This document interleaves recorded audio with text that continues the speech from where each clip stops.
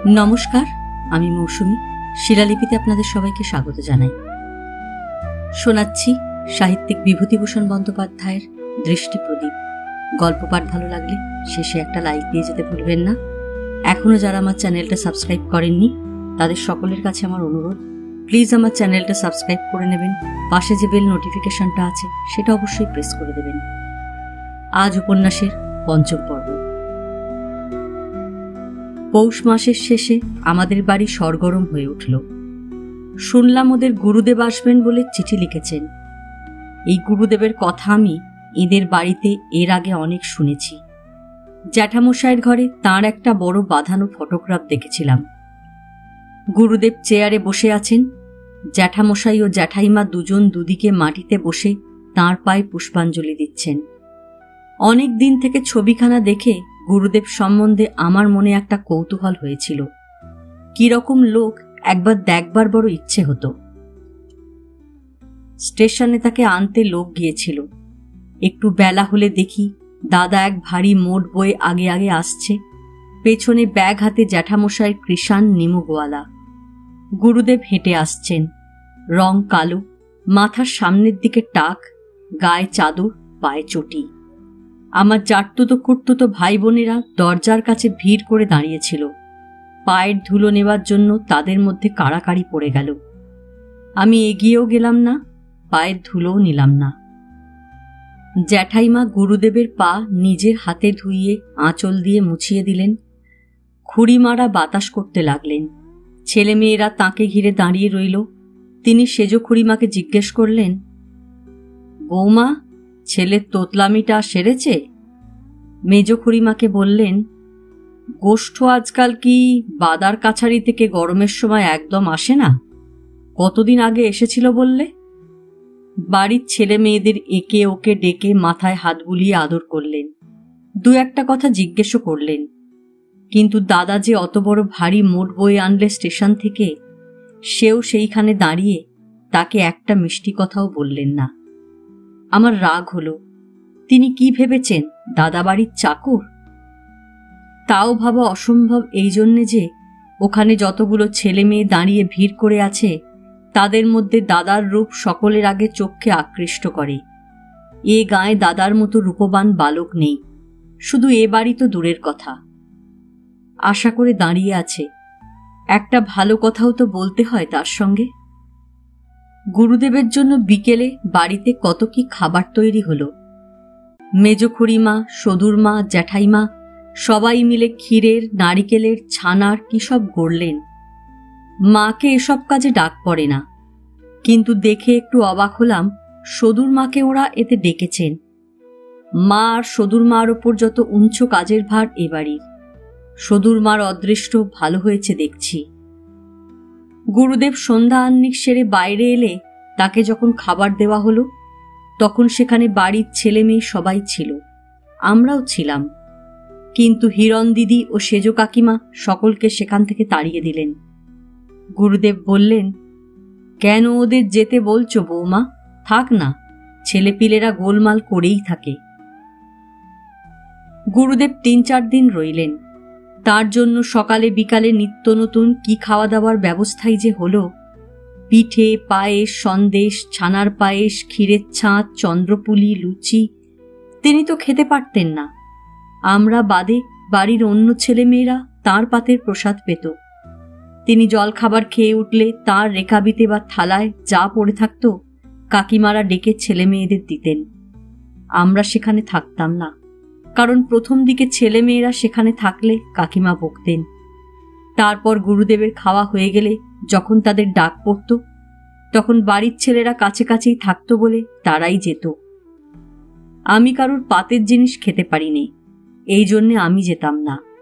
ওরা ডেকেও কোনো খাবার জিনিস আমাদের কোনো দিন দিলেন না। কিন্তু মনে মনে আমি হতাশ হলাম। আমি একেবারে যে আশা করিনি তা নয়। ভেবেছিলাম গুরুদেব এলে আমরা সবাই ভালো খাওয়ার ভাগ পাবো কিছু কিছু। সন্ধ্যাবেলা, বেশ শীত পড়েছে। গুরুদেব আমলকিতলায় কাঠের জলচৌকিতে কম্বল পেতে বসে আছেন। পায়ে সবুজ পার বসানো বালাপোষ। ছেলেমেয়েরা সব ঘিরে আছে, যেমন সর্বদাই থাকে। একটু পরে জ্যাঠাইমা, মেজ কাকিমা, সদুর মা, হিরণ দিদি এলেন। গুরুদেবের খুব কাছে আমি কোনোদিন যাইনি। আমি গোয়াল ঘরের কাছে দাঁড়িয়ে আছি, ছেলেমেয়েরা গল্প শুনছে গুরুদেবের কাছে। আমার কিন্তু গল্পের দিকে মন নেই। আমার জানবার জন্য ভয়ানক কৌতূহল যে গুরুদেব কি ধরনের লোক, তাঁর অত খাতির, যত্ন, আদর এরা কেন করে, তাঁর পায়ে জ্যাঠাইমা ও জ্যাঠামশাই পুষ্পাঞ্জলি দেনই বা কেন, তাঁর ফটো বাঁধিয়েই বা ঘরে রাখা আছে কেন? এসবের দরুন গুরুদেব সম্বন্ধে আমার মনে এমন একটা অদ্ভুত আগ্রহ ও কৌতূহল জন্মে গিয়েছে যে তিনি যেখানেই থাকুন আমি কাছে কাছে আছি সর্বদাই, অথচ খুব নিকটে যাইনি। গুরুদেব মুখে মুখে ধর্মের কথা বলতে লাগলেন। আমি আর একটু এগিয়ে গেলাম ভালো করে শোনবার জন্য। এসব কথা শুনতে আমার বড় ভালো লাগে। একবার কি একটা যোগ উপস্থিত, গঙ্গা স্নানে মহাপুণ্য, সকল পাপ ক্ষয় হয়ে যাবে, স্নান করলেই মুক্তি।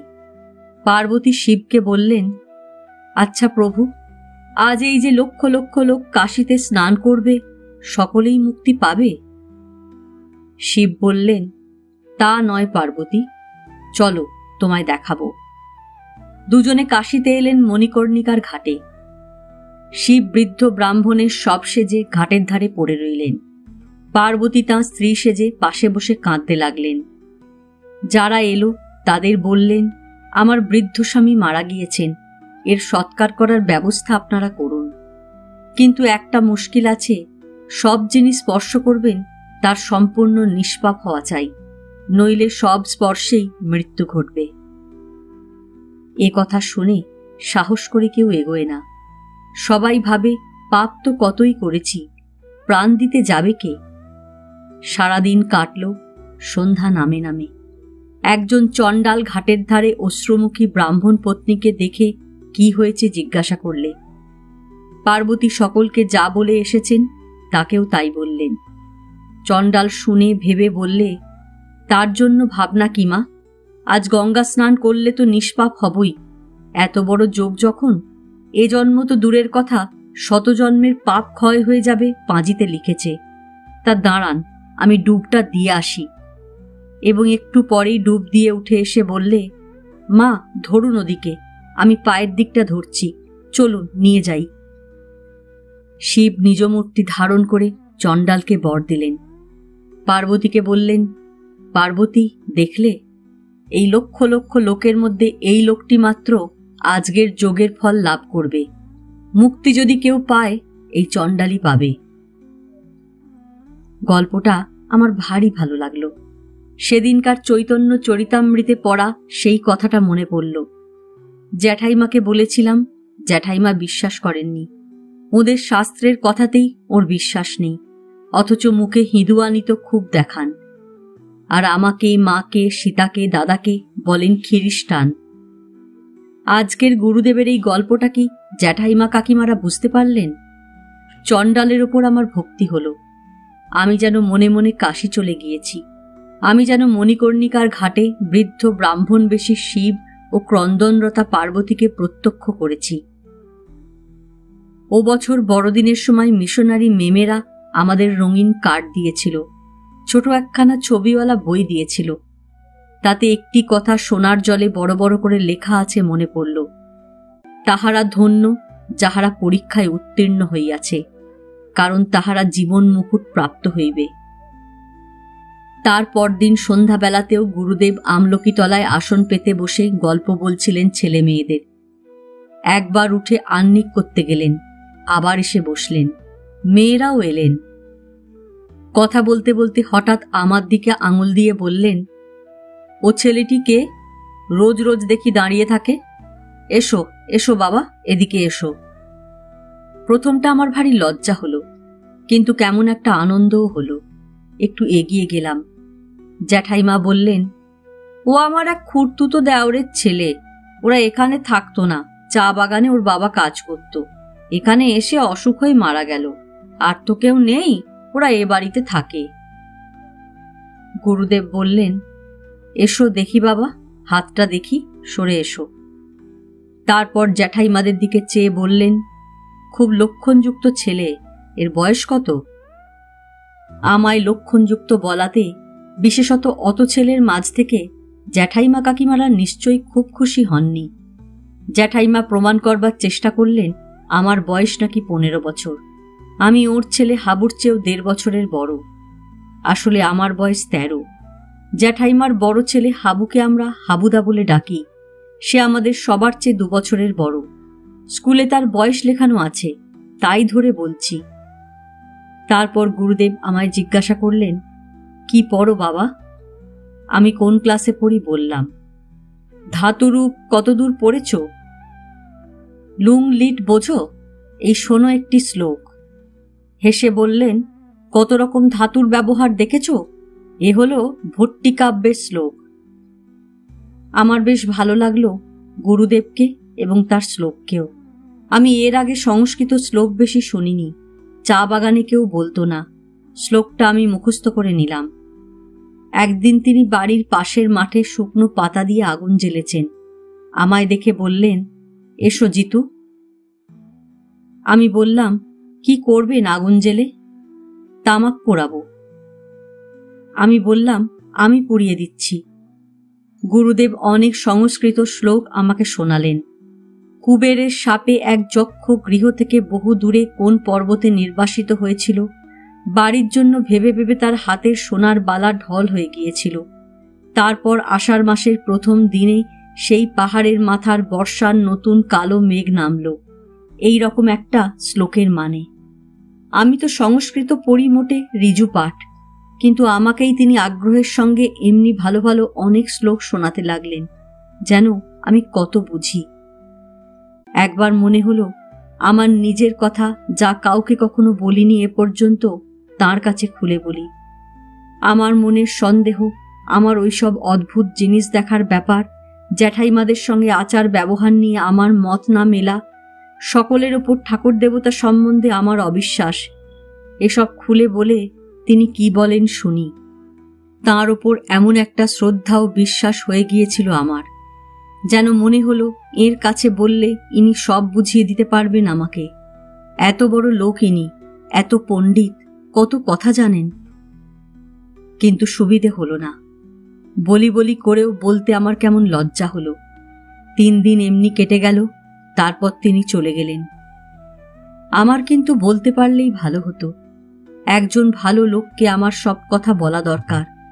অথচ এখানে তেমন কোনো লোককে আমি বিশ্বাস করিনি। কারোর ওপর আমার ভক্তি হয় না। আমি আজকাল নির্জনে বসলেই অদ্ভুত সব জিনিস দেখি।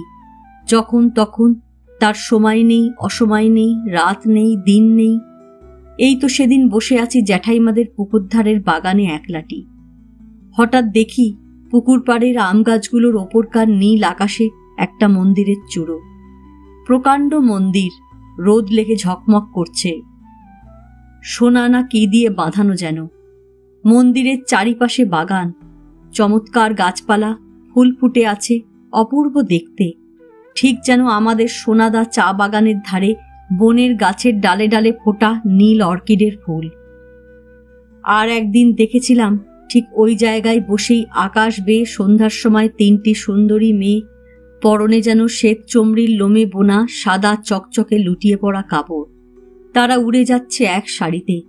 বোধহয় পুরো 5 মিনিট ধরে তাদের দেখেছি। তারপর রোদ চকচক করতে লাগলো, আর তাদের স্পষ্ট দেখা গেল না। ওপরের দিকে যেতে যেতে মিলিয়ে গেল। এরকম নতুন নয়, কতবার দেখেছি, প্রায়ই দেখি। 2-5 দিন অন্তর দেখি। দেখে দেখে আমার সয়ে গিয়েছে, আগের মতো ভয় হয় না। কিন্তু একবার ভাবি, এ আমার একরকম রোগ, না চোখ খারাপ হয়ে গিয়েছে, না কি? আমার কারুর সঙ্গে মিশতে সাহস হয় না। এই জন্যে যে হয়তো কোনো সময় আবার অন্য ভাব এসে যাবে, আর কে সঙ্গে থাকবে সে আমায় পাগল ভাববে, হয়তো হাসবে, হয়তো লোককে বলে দেবে। এমনিও এ বাড়িতে জ্যাঠাইমা, কাকিমা, কাকা এরা আমায় পাগলই ভাবেন। কি করব? আমি যা দেখি ওরা তা দেখতে পান না, এই আমার অপরাধ। একটা উদাহরণ দিই। ফাল্গুন মাসে ছোট কাকার মেয়ে পানি অসুখে পড়ল। 1 দিন 2 দিন গেল, অসুখ আর সারে না। জ্বর লেগেই আছে। 7 দিন কেটে গেল, জ্বর একই ভাব। 10 দিনের দিন অসুখ এমন বাড়ল, নৈহাটি থেকে বড় ডাক্তার আনবার কথা হলো। পানিকে আমার এবাড়ির ছেলে মেয়েদের মধ্যে ভালো লাগে।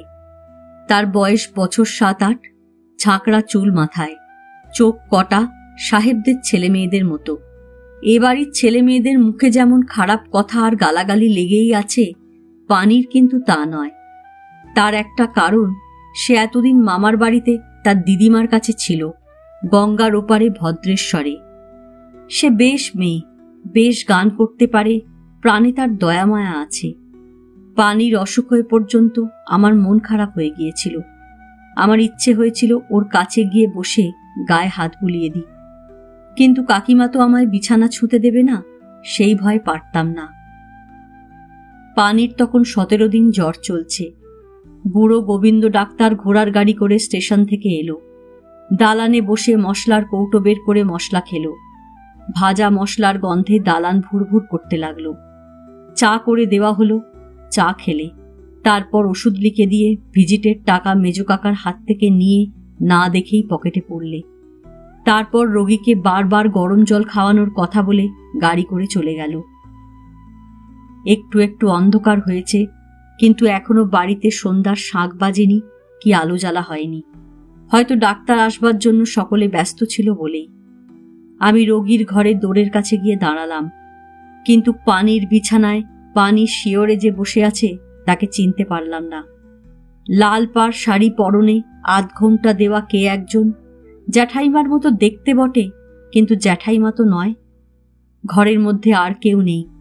এইমাত্র কাকিমা বাইরে গেছেন, ডাক্তারে কি বলে গেল তাই জানতে ছোট কাকার কাছে। আমি ভাবছি লোকটা কে। এমন সময় তিনি মুখ তুলে আমার দিকে চেয়ে বললেন, জিতু, নির্মলাকে বলো পানিকে আমি নিয়ে যাব। আমি ওকে ফেলে থাকতে পারবো না। ও আমার কাছে ভালো থাকবে, নির্মলা যেন দুঃখ না করে। আমি আশ্চর্য হয়ে গেলাম। কে নির্মলা আমি চিনি নে। যিনি বলছেন তিনিই বা কে, কোথা থেকে এসেছেন? কই, এ বাড়িতে তো কোনোদিন দেখিনি তাকে। পানিকে তিনি অসুস্থ শরীরে কোথায় নিয়ে যাবেন? এসব কথা ভাববার আগেই ছোট কাকিমা ঘরে ঢুকলেন। কিন্তু আরো আশ্চর্যের বিষয় এই যে, বিছানার পাশে যিনি বসে আছেন, ছোট কাকিমা যে তাকে দেখতে পাচ্ছেন এমন কোনো ভাব দেখলুম না।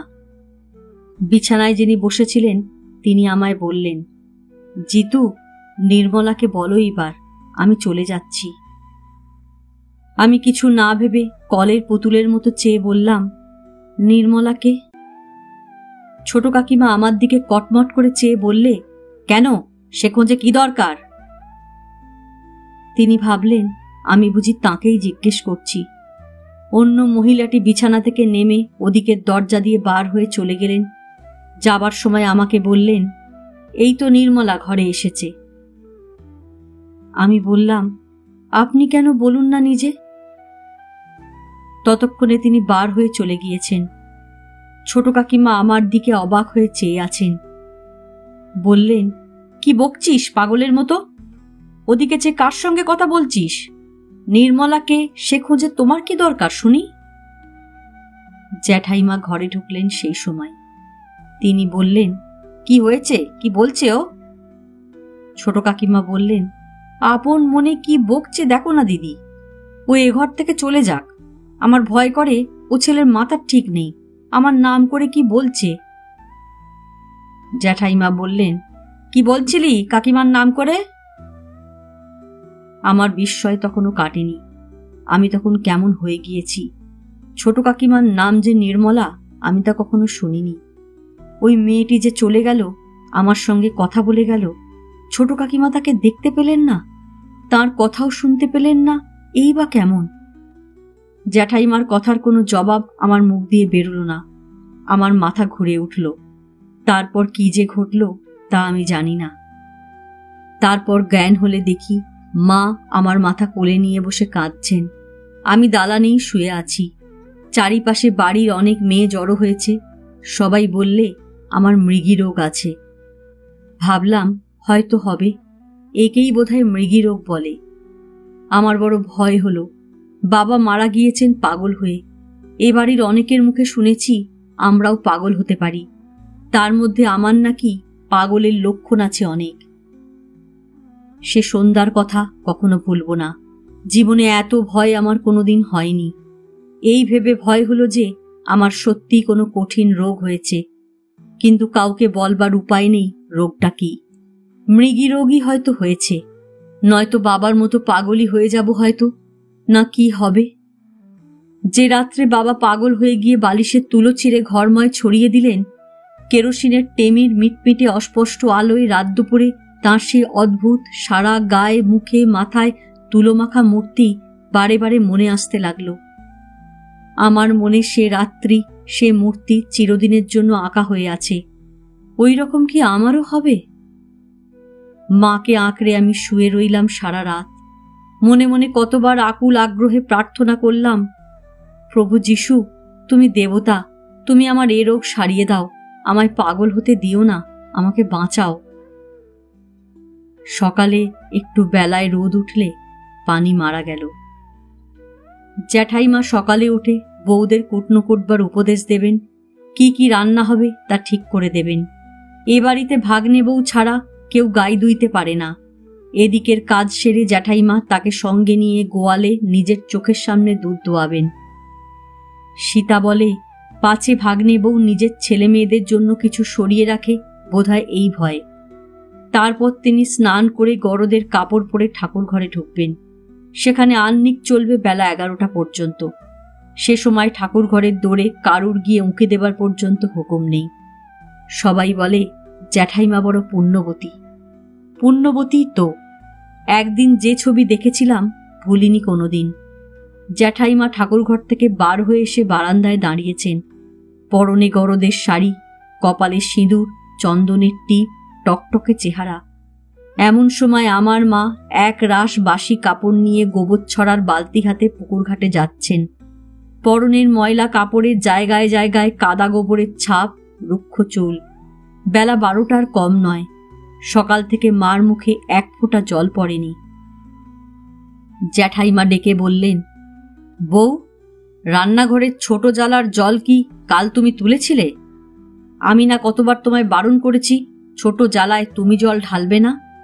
বড় জালায় বেশি না পারো তো 3 কলসি করে ঢেলেও তো বেগার শোধ দিলে পারো।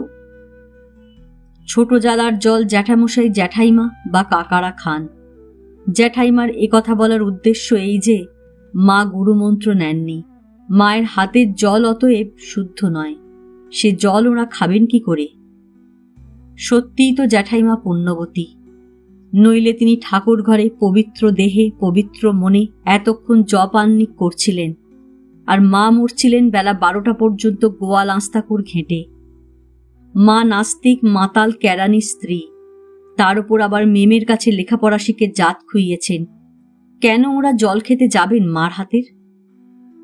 আমার মনে হলো ঠাকুরও শুধু বড় মানুষের, পুণ্যিও বড় মানুষের জন্যে। নইলে মায়ের, ভাগ্নে বউয়ের, ভুবনের মায়ের সময় কোথায় তারা নিশ্চিন্ত মনে শুচি হয়ে গরদ পরে তাঁর পায়ে ফুল তুলসী দেবে? বোধহয় এইসব নানা কারণে জ্যাঠাইমাদের বাড়ির গৃহদেবতার প্রতি আমি অনেকটা চেষ্টা করেও কোনো ভক্তি আনতে পারতাম না। একবার ভেবেছি হয়তো সেটা আমারই দোষ। আমার শিক্ষা হয়েছে অন্যভাবে, অন্য ধর্মাবলম্বী লোকেদের মধ্যে। তাদের কাছে যে দয়া মমতা পেয়েছি আর কোথাও তা পাইনি বলেই। ছেলেবেলা থেকে যীশুখ্রিস্টের কথা পড়ে আসছি, তার করুণার কথা শুনেছি, তার কত ছবি দেখেছি। আমার কাছে একখানা ছবি আছে খ্রিস্টের, মেমেরা বড়দিনের সময় আমায় দিয়েছিল। বকের পালকের মতো ধবধবে সাদা, দীর্ঘ ঢিলে আলখাল্লা পরা যিশু হাসি হাসি মুখে দাঁড়িয়ে। চারিধারে তার ছোট ছোট ছেলে মেয়েরা ভিড় করেছে। একটি ক্ষুদ্র শিশু তার পা ধরে উঠে দাঁড়াতে চেষ্টা করছে, আর তিনি তাকে ধরে তুলতে যাচ্ছেন নিচু হয়ে। মুখে কি অপূর্ব জ্যোতি, কি সুন্দর চাউনি। আমি এ ছবিখানা বইয়ের ভিতর রেখে দিই, রোজ একবার দেখি, এত ভালো লাগে। কিন্তু যীশুখ্রিস্টের সম্বন্ধে কোনো ভালো বই পাইনি। আমার আরও জানবার ইচ্ছে হয় তাঁর কথা। মাকে যে মেমেরা পড়াতো চা বাগানে, তারা একখানা মথে লিখিত সুসমাচার ও খান কতক ছাপানো কাগজ বিলি করেছিল। সেইগুলো কতবার পড়া হয়ে গিয়েছে। তাছাড়া আর কোনো বই নেই। এখানে এসে পর্যন্ত আর কোনো নতুন বই আমার চোখে পড়েনি। আমাদের স্কুলে একটা নতুন ছেলে এসে ভর্তি হয়েছে আমাদেরই ক্লাসে। তার নাম বনমালী। জাতে সদ্গোপ, রং খুব কালো, কিন্তু মুখের চেহারা বেশ। বয়সে আমার চেয়ে কিছু বড়। সে অবস্থাপন্ন ঘরের ছেলে। এখানে একটা ঘর ভাড়া করে থাকে, বামুনে রাঁধে। অনেক দূরের পাড়াগাঁয়ে তার বাড়ি। সেখানে লেখাপড়া শেখার কোনো সুবিধা নেই, তাই ওকে ওর বাপ মা এই গাঁয়ে পাঠিয়েছে। কিন্তু লেখাপড়ার দিকে বনমালীর মন নেই। সে বাসার উঠোনে এক তুলসী চারা পুঁতে বাঁধিয়েছে। দিন রাত জপ করে, একবেলা খায়, মাছ মাংস ছোঁয় না। শ্রীকৃষ্ণ নাম তার সামনে উচ্চারণ করার জো নেই, তাহলেই তার চোখ দিয়ে জল পড়বে। রাত্রে জপের ব্যাঘাত হয় বলে বিকেলবেলা স্কুল থেকে গিয়ে খেয়ে দেয়ে নিশ্চিন্ত হয়ে বামুন ঠাকুরকে ছুটি দেয়। তারপর বসে বসে অনেক রাত পর্যন্ত জপ করে, হরিনাম করে। সে সময় কেউ কাছে গেলে সে ভারী চটে। অদ্ভুত ধরনের ছেলে বলে তাকে সকলে ভারী খ্যাপায়। স্কুলের ছেলেরা তার সামনে কিষ্ট কিষ্ট বলে চেঁচায়, তার চোখে জল বেরোয় কিনা দেখবার জন্যে। ওই নিয়ে মাস্টারেরা পর্যন্ত খিঁচুনি দিতে বাকি রাখে না। সেদিন তো অ্যালজেব্রার আঁক না পারার দরুন আমাদের সামনে সেকেন্ড মাস্টার ওকে বললে, তুমি তো শুনেছি কেষ্ট নাম শুনলে কেঁদে ফেলো, তা যাও, পয়সা আছে বাপের, মঠ বানাও, মোচ্ছব দেও, লেখাপড়া করবার শখ কেন? এসব তোমার হবে না বাপু।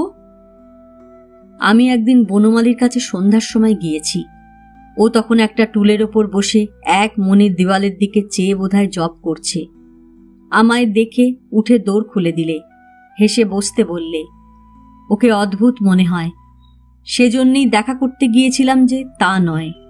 আমার মনে হয়েছিল ও যেরকম ছেলে, ও বোধহয় আমার নিজের ব্যাপারগুলোর একটা মীমাংসা করে দিতে পারবে।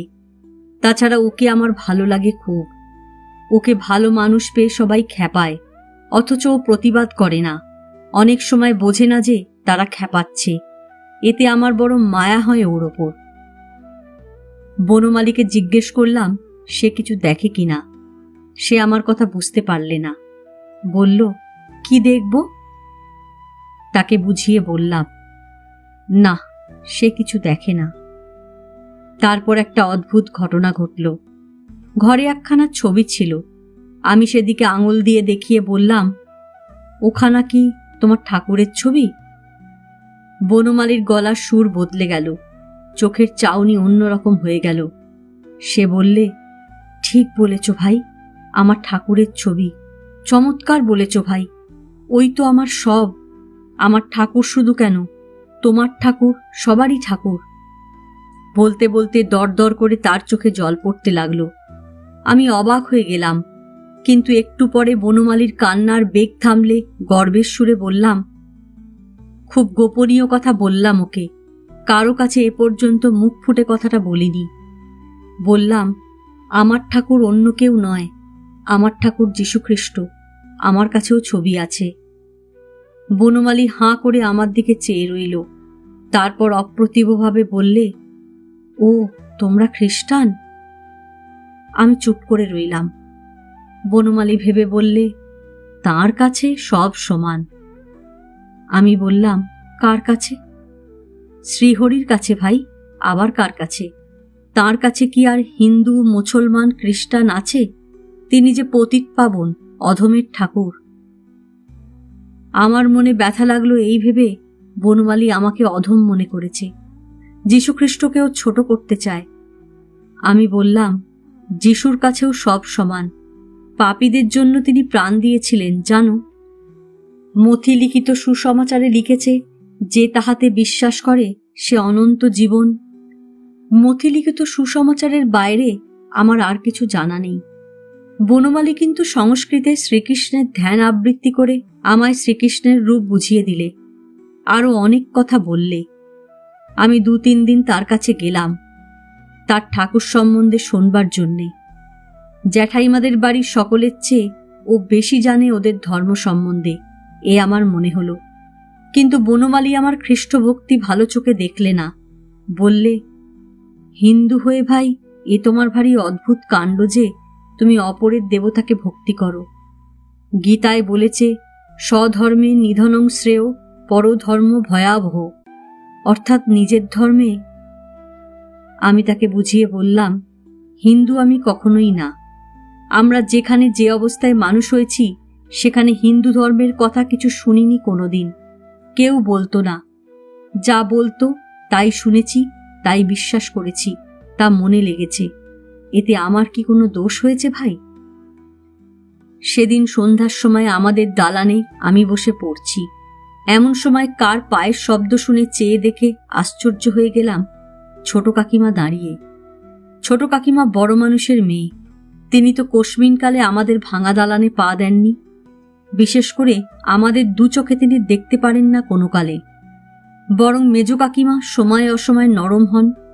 ছোট কাকিমার মুখে মিষ্টি কথা কোনোদিন শুনিও নি। আমাদের ঘরে আর কেউ নেই। দাদা এখনো ফেরেনি। সীতা ও মা জ্যাঠাইমাদের অন্দরে।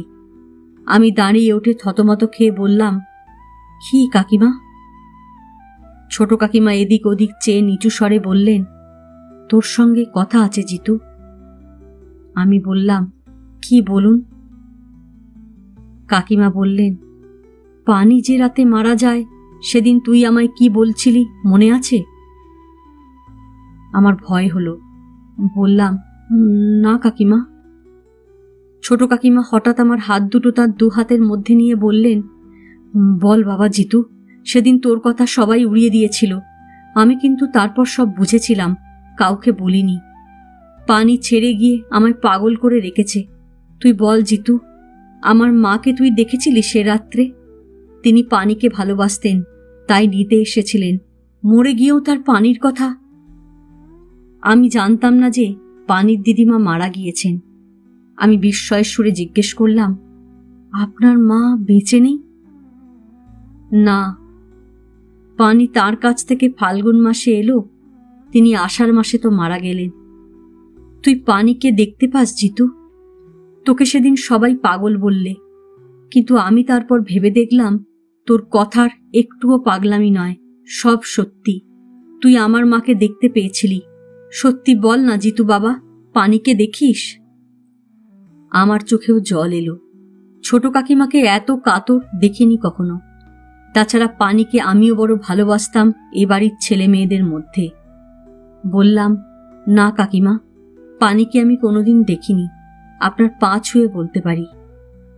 ছোট কাকিমা আরও কি বলতে যাচ্ছিলেন, মেজ কাকার গলার স্বর শুনে তিনি পালিয়ে গেলেন।